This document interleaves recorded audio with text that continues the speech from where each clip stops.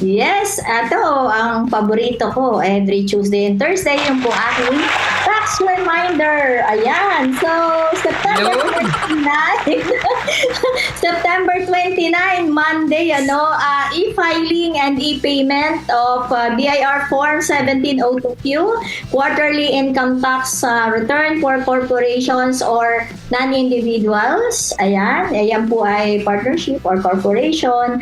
And summary list ng withholding taxes of SALFI for fiscal quarter ending July 31, 2025.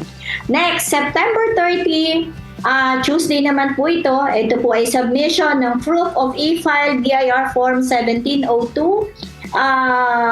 for regular taxes, exempt or mixed income with audited financial statements or 1709 kung kinakailangan nating mag-attach.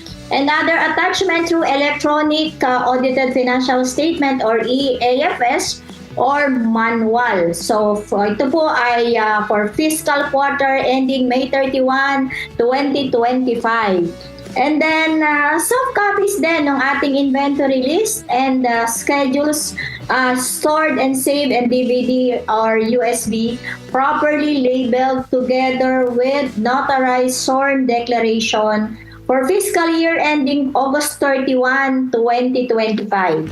And last is submission ng quarterly summary list of sales, purchases, importation by ABAT registered taxpayers. Ito po ay para sa mga EFPS filers, fiscal quarter ending August 31, 2025.